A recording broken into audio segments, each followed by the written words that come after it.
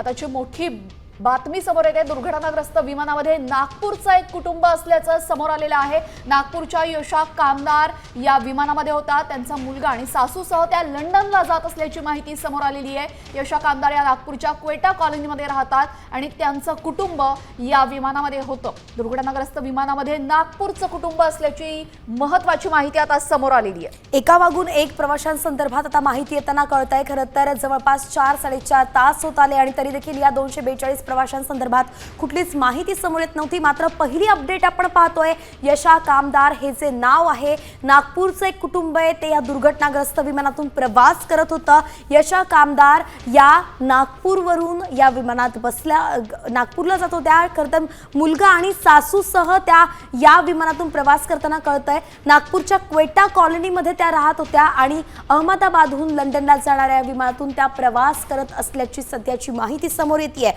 महाराष्ट्रातलं हे संपूर्ण कुटुंब, एकंदरीतच यशा कामदार आणि त्यांचा मुलगा आणि सासू असे 3 जण आणि यामध्ये अजून 2 क्रू मेंबर्सचं जर नाव आपण जोडलं तर जवळपास महाराष्ट्रातले 5 जण असल्याचं यात कळतंय।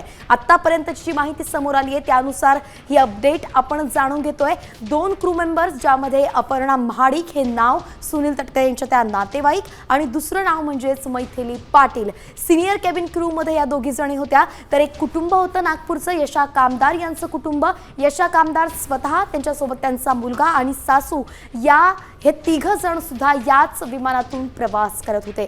महाराष्ट्रातल्या 5 जणांचा यात समावेश असल्याचं कळतंय।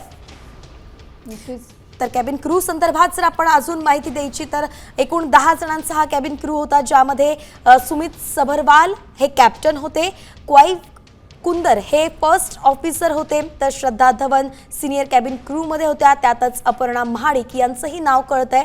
आणि इतर केबिन क्रू मध्ये सैनिता चक्रवर्ती, नंगथोई शर्मा यांचं नाव होतं, दीपक पाठक, मैथिली पाटील, इरफान शेख, लामनुमथेम सिंगसन आणि रोशनी सोनगारे तसंच मनीषा थापा असे हे 10 ते 12 केबिन क्रू मेंबर होते। इतरही प्रवासी होते। एक महत्त्वाचा चेहरा सुद्धा या प्रवासात होता, तो म्हणजेच गुजरातचे माजी मुख्यमंत्री विजय रुपाणी। नक्कीच आपण ही दृश्य आता पाहतोय। प्रेक्षकांना जे दृश्य दाखवतोय ते अतिशय भीषण दृश्य आहे। अपघात आणि अपघाताच्या बाजूला ज्या ठिकाणी विमान कोसळलं त्या ठिकाणी जे अपघातग्रस्त झालेले त्यांना तातडीने रुग्णालयामध्ये आपण पाहतोय